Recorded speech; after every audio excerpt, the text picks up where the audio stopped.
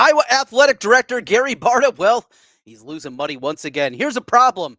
Now, us as taxpayers here in the state, we got to pay for it. Ridiculous. Today on Locked On Hawkeyes.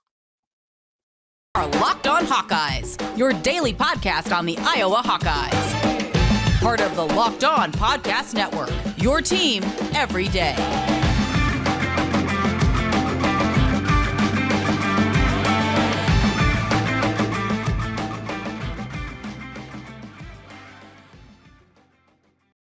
Hey, welcome in. I'm Trent Condon, and this is the Locked On Hawkeyes podcast. Thanks for making Locked On Hawkeyes your first listen every day. We're available wherever you get podcasts. You can find us on YouTube, as well as you can watch the video feed of things over there. While you're there, hit that subscribe button. It helps us get in front of more Hawkeye fans. We got a busy one here today, as Iowa yesterday. The settlement has been reached for Iowa football in the case against the 4 people named in the lawsuit. Now, those names had been dismissed and pulled off the case, so it was down to just the state attorney's general office and a few other entities, including the University of Iowa. Well, Rob Sand, who is part of the board that approves these kind of measures and the amount of money that needs to be paid, he wasn't standing for it. We'll get into that here today. Also, a deeper look at Iowa's NCAA tournament resume as we get ready for the NCAA tournament. Of course, the Big Ten tournament before that. What does Iowa look like? They will get, of course, either Wisconsin or Ohio State in their first game on Thursday of the Big Ten tournament. We will talk about that. And the NFL Combine went incredibly well for the Hawkeyes players. 5 guys there. They all did a lot of high-end things. We'll talk about that and break things down and a possibility of where we're going to hear those Hawkeyes names called coming up in the 2023 NFL draft. Let's get into it, though, and kick things off with a topic that, I'll be honest, is difficult for me to talk about because I'm not very smart. I am not a lawyer. I don't pretend to be a lawyer. I don't have a big book of law like some people do. This is not one of my strong cases. I like talking about games. In my radio job, these things come up. I don't feel comfortable. I'll be completely honest with them.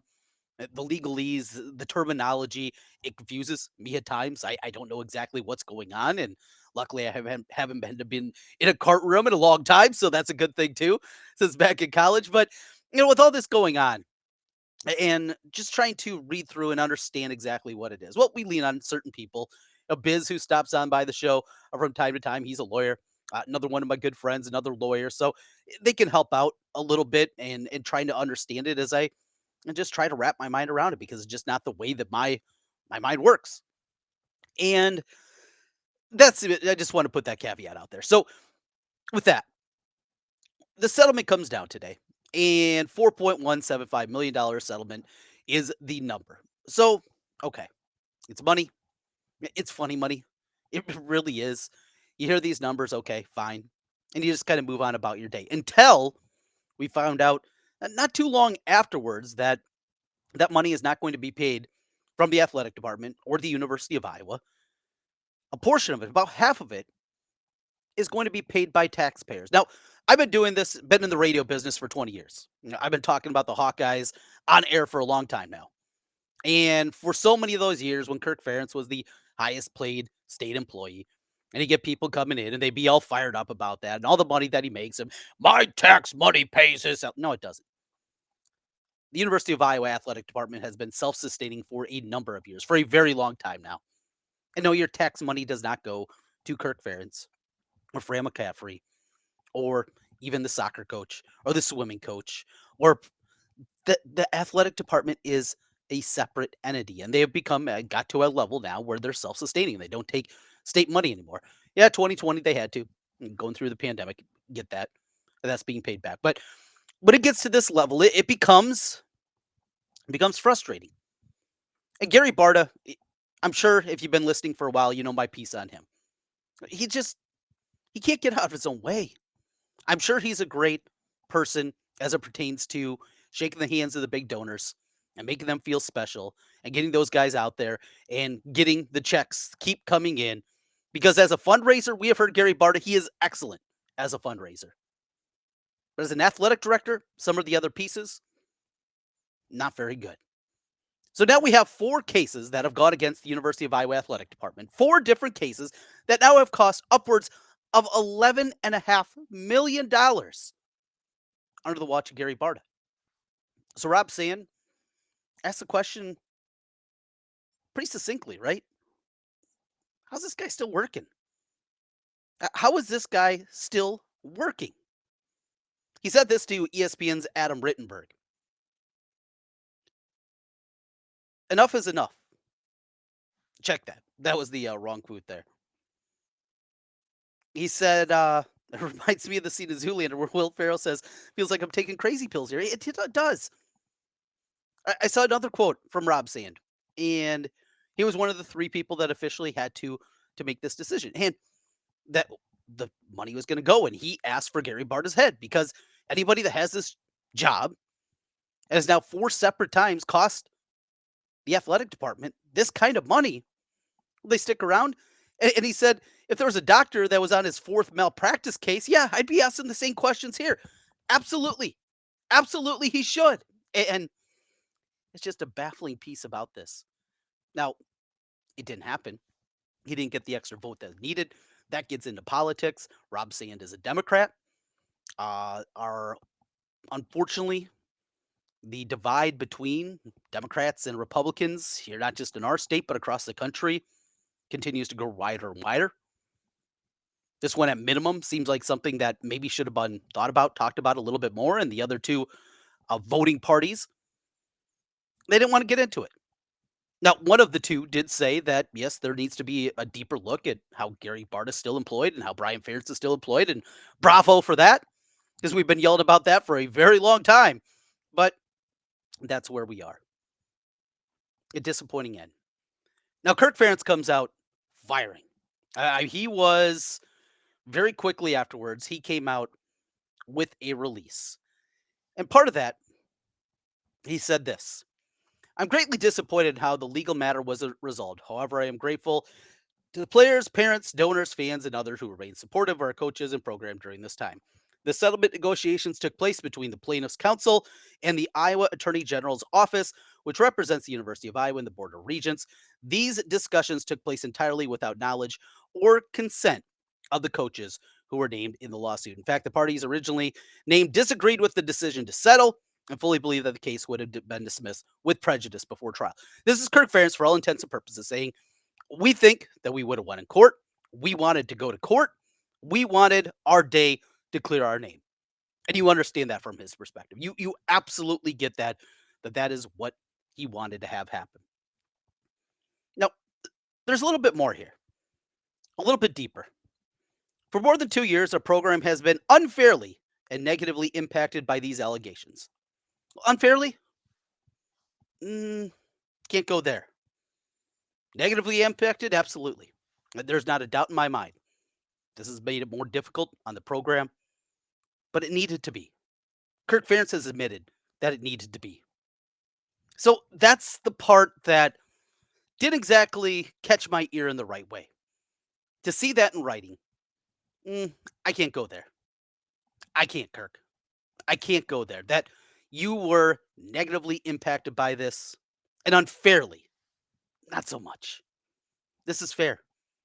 Changes had to happen inside your football program. You have admitted as much. This is unfairly. Now, many of the things that were said were untrue. And when depositions were given to the individuals in the lawsuit, many of the things were recanted that they originally said. That absolutely is unfair. When people are saying things about you that aren't true, that's unfair. When you look at it in its totality, that's the part that I have a struggle with. And maybe we're just talking back and forth here, and we're kind of looking at it in a different perspective.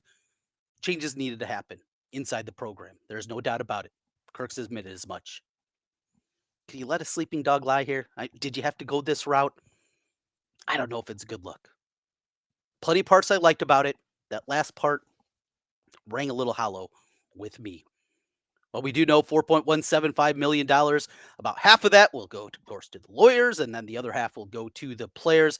They will also have an ability to go to graduate school on the university's bill. Doesn't have to be at the University of Iowa, and that's a good thing. Help these guys out. If they think it was unfair and this is a settlement that was reached, I have no problem with it. Again, I am not a lawyer. I don't pretend to be a lawyer, but on the surface, so be it. That's how settlements work. And if you live in the reality of today's world, this is how many times these kind of things happen. The Attorney General wanted this off the books. They were ready to move on. Kirk Ferentz wanted to go to court.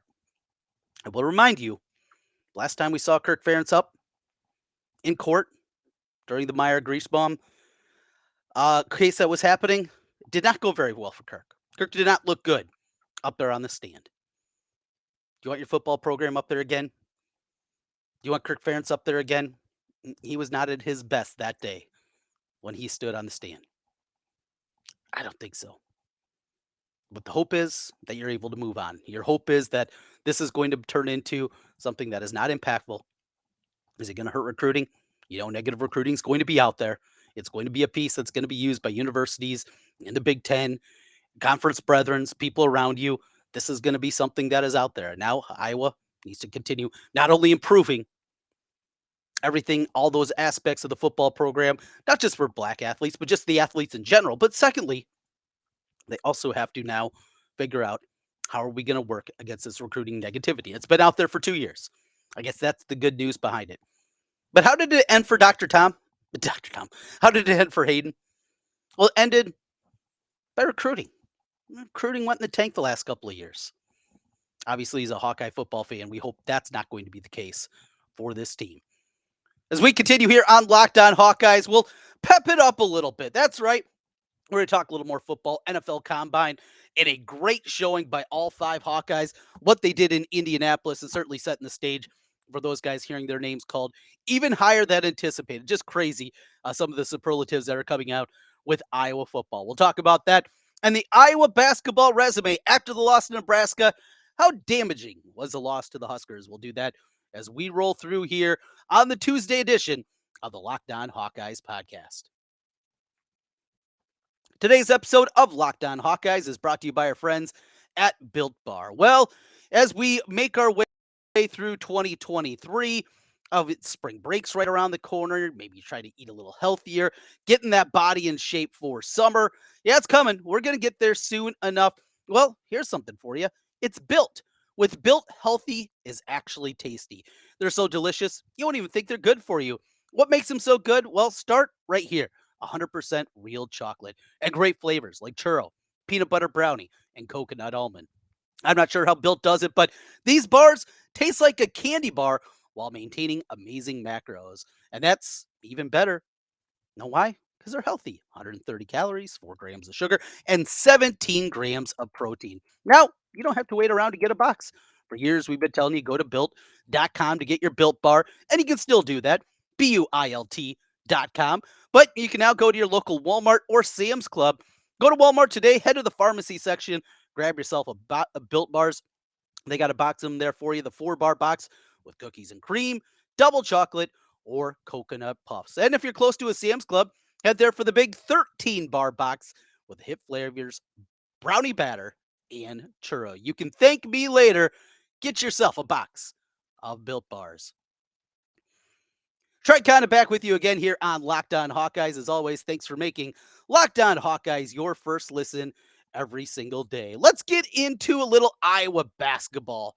So, the Hawkeyes on Thursday, they will take on the winner of the Wednesday matchup between Ohio State and Wisconsin. You think, all right, this is perfect, right? You're going to get either the 12 or 13 seed. Most years, this is a slam dunk. Not so much this year. And this year's Big Ten, where I maintain 1 through 13 because I throw Purdue in that mix too after what we've seen from them over the last 3-4 weeks of the season. They're all the same. I don't think this league is very good. That doesn't mean that they can't have a good NCAA tournament. Just watching this season. It's college basketball as a whole this year. It's a down year that can make for an exciting year. And heck, maybe it'll surprise it and we'll get 3 teams that make the run to the Elite 8 or something like that from the Big Ten. I personally don't see it, but it's out there because seemingly anything can happen this year in college basketball. And apologies, I'm got a lemon drop here for my voice as I'm struggling a little bit here today. So this resume, you lose to Nebraska, felt like, all right, this is gonna be a game changer, right? You lose to this crappy team. Well, they actually didn't fall very far. Ken Palm, they dropped a couple of spots. Overall, the resume's in decent shape. So many things had to happen for Iowa first of all, after the win against Indiana, to set themselves up to have a really good chance of getting a double bye, and they all did, and all right, so everything was looking good there. And then we'd know what happened. So Iowa would have been the third seed with a win. So today, going into Tuesday, after Monday's games are complete, the Nets 37. Good. Good solid shape. 11-9 in the Big Ten. Road record. They got 4 road victories. Strength of schedule. 23rd in the country. Overall strength of schedule. Non-conference strength of schedule doesn't really matter. 128. That was something that was more important back in the RPI days. Not a big deal anymore. Results-based metrics. Iowa, 36-38. Good. Predictive metrics, what you can be. As high as 20th in Sagarin, 31st in BPI. Ken Palm has them at 35. Here's the great news. So, Iowa for a while had 8 quad 1 victories. And they were one of the tops in the country. I think for a while they were like the 5th most quad 1 victories in the country. Well, that's changed. As teams change and they evolve and they go up and down the rankings, well, with it, same thing's going to happen. Well, they got down to 4 at one point. Now it's back up to 6. So this is what they are. There are 6 wins in quad 1. Indiana on the road, Rutgers on the road, along with wins at home against Iowa State, Maryland, Indiana, and then the road win against Seton Hall, which is right on the cut right now as they're at number 75. So that's what you have in quad 1 victories. You couple with quad 2, and quad 2 also looking in really good shape. They're 7-2 in quad 2 games. Now, they do have the losses in quad 3.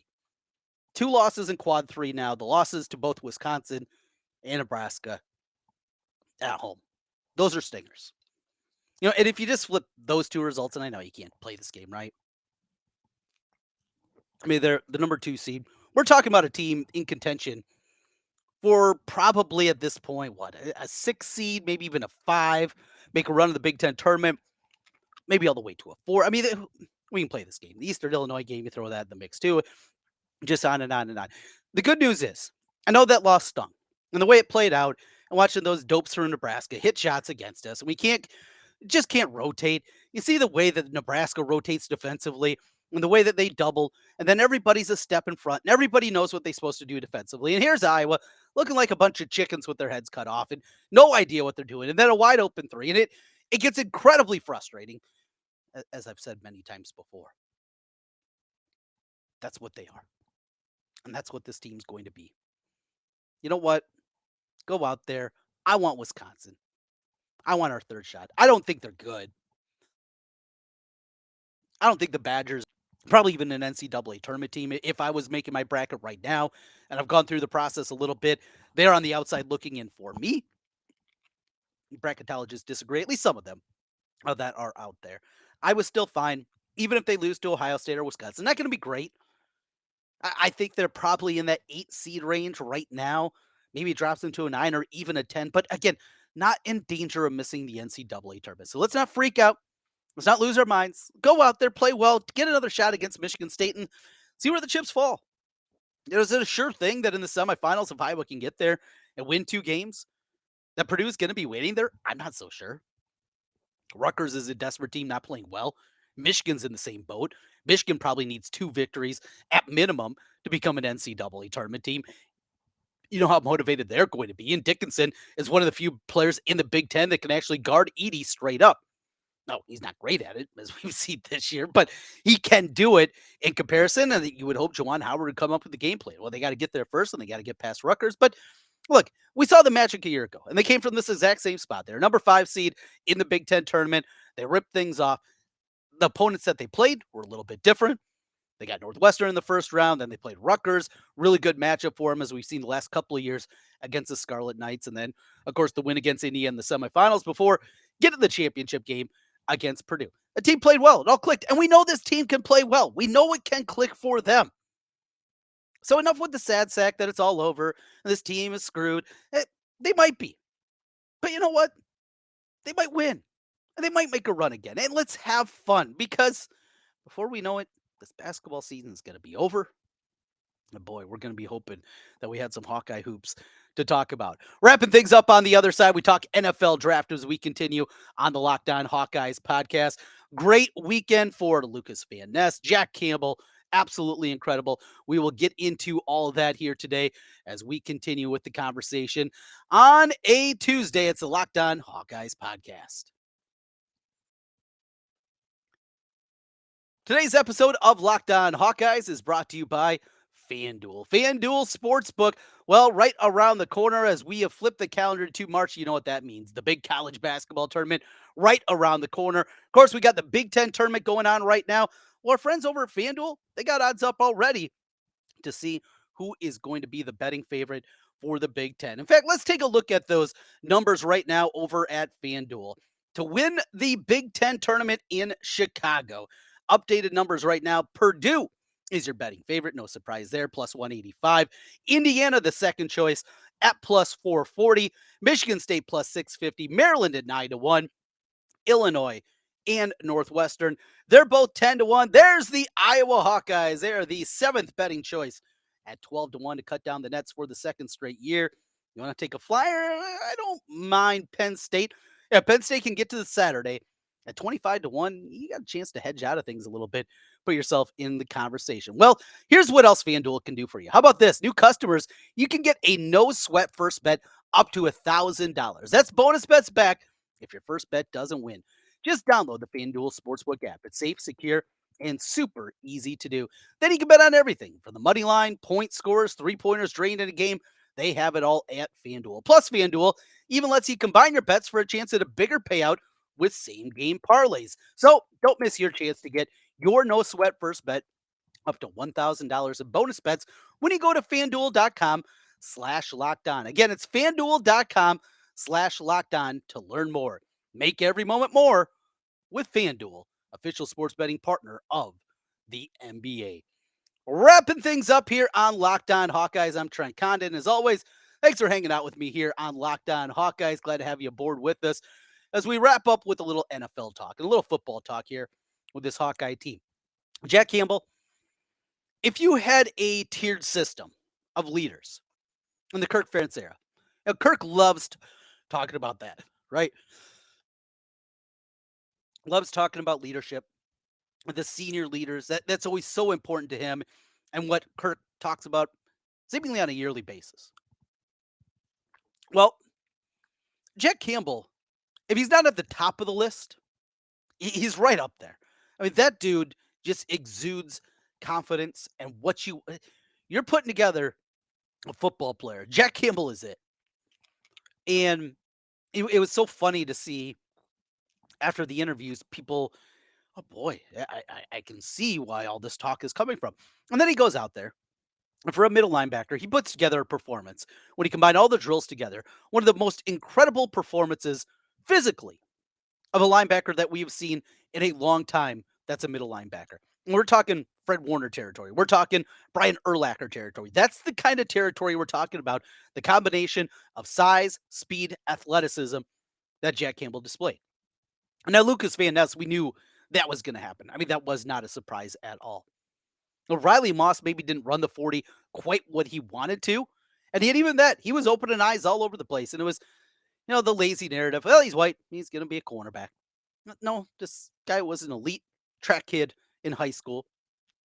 Being a track runner, had the hips, obviously, to be a cornerback. And he's showing out once again. Starting in the Senior Bowl, that turned some heads. And now what he did in Indianapolis, that continued there. Laporta is Laporta, right? He's going to be good. He's going to be solid. And if he is healthy, he's going to play in the league for 6, 8, 10 years. That's just what you're going to get. Another one of those tight ends from Iowa. And Kayvon Merriweather did good things as well. And a guy that we've talked about his importance to Iowa football over the last 3 years and just how important it is. Just really cool stuff there. And it's always so much fun at this time to hear NFL people, to hear the draft nicks, to hear the scouts and all the people that are involved in the NFL. You know what's going to happen. You know the positives are going to be there, yet when you hear it, it's just a great feeling. It really, really is. And it brings you back to so many of the positives that we get with Iowa football and the kind of people that they do mold and the kind of people that they do put into the next level. And if you put in the work and if you're willing to do those things and make some sacrifices, there's going to be some good things at the end of the road for you. Also made me thinking, boy, yeah, they got a lot coming back, but those are some talented guys that are going to be off to the NFL. We'll continue to break things down more here on Locked On Hawkeyes. Of course, we got the senior day coming up for the NFL players, the guys trying to get ready for the league, the guys that were not invited to Indianapolis, an opportunity there. If there was an event, if there was a time, if there was a lifting session, whatever it may be, they're going to have an opportunity with a bunch of scouts coming to town in Iowa City here coming up. And we'll talk about that a whole lot more. Spring football right around the corner. No official date has been set yet. Also, last week, had a chance to hear from a lot of the players, including a bunch of the transfers coming in. We'll continue to talk about that more throughout the week. It's a busy one. Thursday, of course, Iowa gets started in the Big Ten tournament. We got wrestling coming up then with a week off before nationals begin. Same thing for the women's basketball team. They will get the brackets also next Sunday, along with the men's bracket there. Whole lot going on. We got you covered. Iowa baseball, they got a matchup against Co coming up today.